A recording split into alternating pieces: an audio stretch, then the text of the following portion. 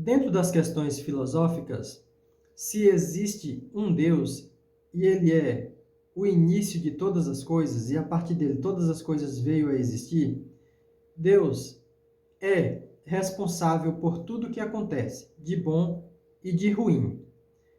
E alguns escritores bíblicos já entendiam esta filosofia. Vamos analisar? O escritor do livro de Isaías, no capítulo 45, no parágrafo 7, ele diz: como sendo Deus falando.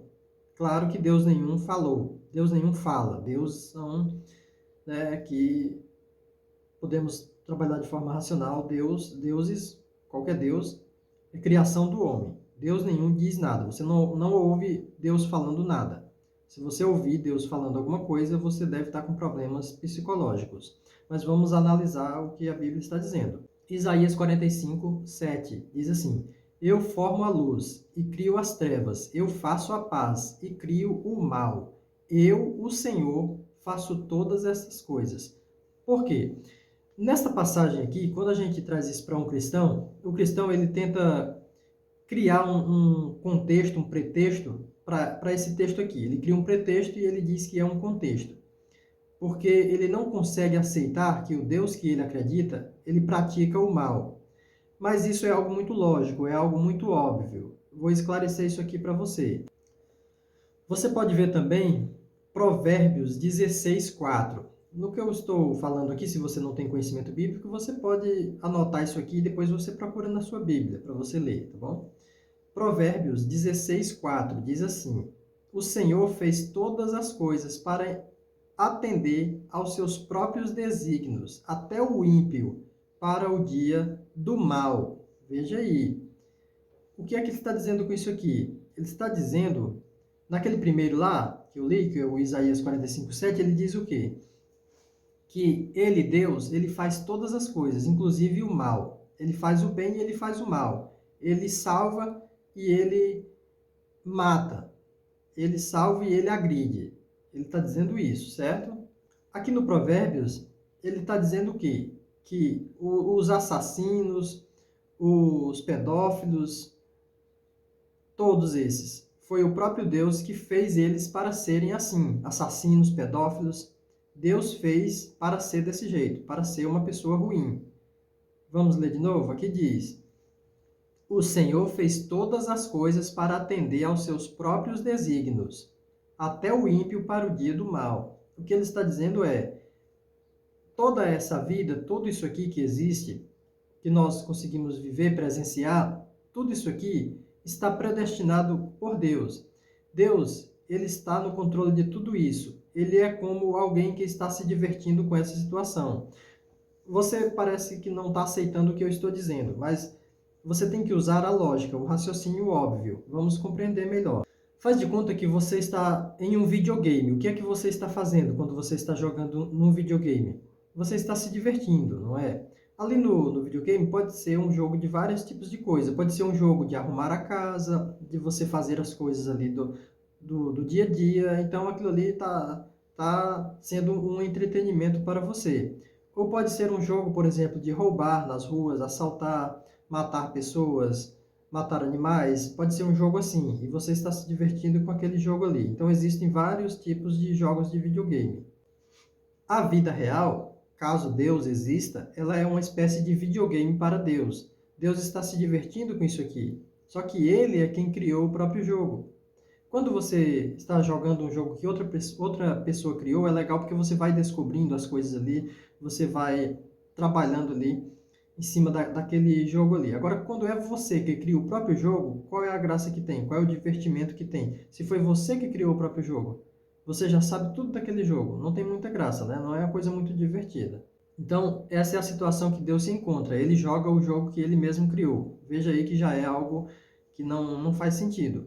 Entenda, não é algo que faz sentido. Mas Deus aqui não é um ser maravilhoso como vocês querem defender. Ah, mas você está usando a Bíblia. Sim, a Bíblia ela é algo mitológico, não é real, não é verdade. Mas há aqui um entendimento filosófico. Algumas partes da Bíblia, ela tem que seguir alguma lógica. O escritor ali, ele segue alguma lógica. Algumas partes eles não seguem. mas outros seguem. Por quê? Porque são escritores diferentes, não é o mesmo escritor. E esses escritores que eu estou te mostrando aqui, eles estão seguindo aí uma lógica, estão seguindo um raciocínio filosófico. É algo óbvio, não é o que ele quer colocar, é algo óbvio. É óbvio isso aqui.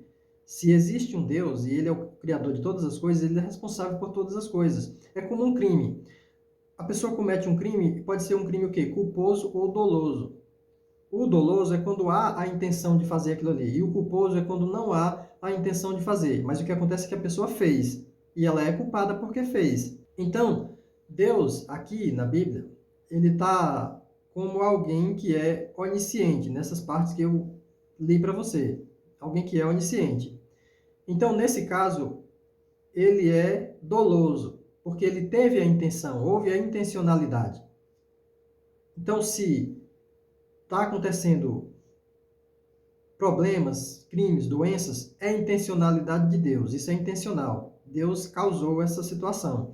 Mas, claro, que Deus nenhum existe. A gente está colocando dentro da possibilidade de que existe Deus. Para quem acredita, eu estou explicando o que realmente seria, caso Deus existisse. Tenta compreender aí como é até difícil explicar essa situação. Porque é algo muito impossível de existir. Um Deus é algo muito impossível de existir. São muitas coisas que refutam a existência de Deus. Mais um exemplo disso, você pode ver em Romanos 13, no parágrafo 1. Ou seja, Romanos, capítulo 13, parágrafo 1. Versículo. Parágrafo é o mesmo que versículo. São vários parágrafos, são vários versículos. Então, aqui diz: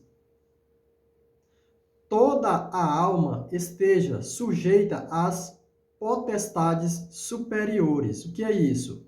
Uma potestade é alguém com poder, por exemplo, um poder político. Um rei, um imperador, um governador, um presidente, um ditador. Isso são potestades, tá bom? Aí ele complementa: porque não há potestade que não venha de Deus. Vamos ler novamente, vamos ser bem claro. Aqui diz: toda a alma esteja sujeita às potestades superiores, porque não há potestade que não venha de Deus. E as potestades que há foram ordenadas por Deus. Ou seja, aqueles ditadores que massacram o seu povo, foi Deus que colocou ele lá para massacrar o povo. Segundo a lógica, o óbvio, se caso exista um Deus, compreenda.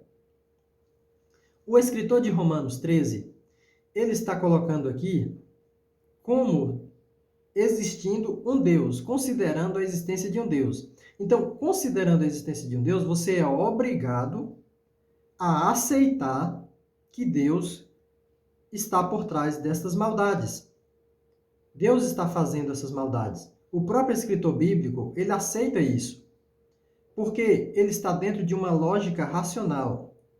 Ele está dentro daquilo que é óbvio, não dá para fugir disso, compreenda. Os ditadores que massacram seu povo, por exemplo, no caso lá, aquele conhecido alemão, que massacrou o povo judeu, torturou, aquilo ali foi designado por Deus. As pessoas dizem assim: por que Deus não defendeu o seu povo quando eles foram massacrados? Não, Deus não defendeu, porque Deus causou o massacre. Deus os massacrou. Ah, porque Deus não defendeu uma mulher que está sendo violentada bem ali?